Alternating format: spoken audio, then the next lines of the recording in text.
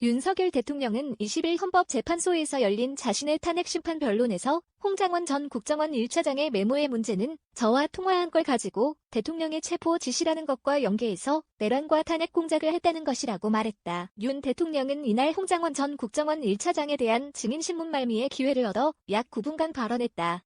윤 대통령은 홍 전 차장의 진술을 언급하며 거짓말, 전부 엉터리라는 표현을 사용하며 목소리를 높였다. 윤 대통령은 홍 전 차장에게 격려 차원에서 전화해서 여인영 방첩사령관과 육사 선후배인 만큼 방첩사를 좀 도와주라고 얘기한 것이라며 그 얘기를 목적어도 없는 체포 지시로 엮어서 대통령의 체포 지시로 만들어냈다는 게 핵심이라고 했다. 그러면서 그날 통화에서 홍 전 차장이 여인영 전 방첩사령관과 육사 선후배이지 않나라고 한 게 가장 중요한 얘긴데 아까 홍 전 차장이 못 들었다고 거짓말하지 않나라고 했다. 윤 대통령은 잘 모르는 사람의 부탁을 받아서 에이 미친 X말도 안 되는 소리를 하느라고 했다면서 그 메모를 만들어 갖고 있다가 12월 5일 사표 내고 6일에 해임되니까 대통령이 체포 지시라고 엮어냈다고 주장했다. 홍 전 차장은 여인영 전 국군 방첩사령관의 체포 지원 요청을 받을 당시 미친 X인가라고 생각했다고 진술한 바 있다.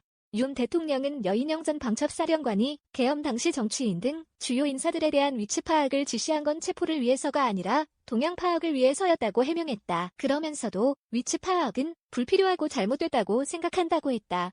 윤 대통령은 아마 지난해 12월 4일로 사로 기억한다라며 여인영 방첩사령관이 조지호 경찰청장한테 주요 인사들의 위치 확인과 체포를 부탁했다는 기사를 보고 김용현 국방장관에게 어떻게 된 거냐 물어본 적이 있다고 했다. 이어 여인영은 작전통이고 수사에 대한 개념체계가 없다 보니 동향을 파악하려고 위치 확인을 요청했더니 경찰이 그건 현재 사용하는 휴대폰을 알지 않는 한 어렵다고 딱 잘라 얘기했다면서 저도 그런 부분에 대해선 정말 불필요하고 잘못됐다고 생각한다고 했다. 윤 대통령은 홍 전 차장이 수사기관에서 대통령이 국정원 직제를 잘 모르는 것 같다는 취지로 진술한 것에 대해서도 전부 엉터리라고 했다.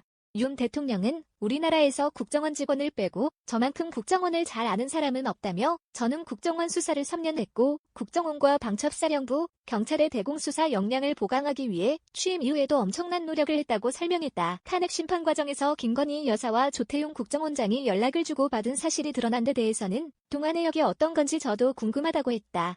김건희 여사는 계엄 전날인 지난해 12월 2일과 계엄 당일인 12월 3일 조 원장과 통화, 문자를 한 것으로 나타났다. 윤 대통령은 11월 대국민 담화 기자회견 이후 소통 방식을 개선하기로 했다. 11월 중순에 휴대전화를 바꿨다며 제 아내가 국정원장이 안보실장이던 시절에 전화번호를 가지고 있었는지 모르겠다. 개인 휴대폰을 바꾸고 원래 휴대전화를 다 없앴기 때문에 통화 내역이 어떤 건지 사실 저도 좀 궁금하다고 했다.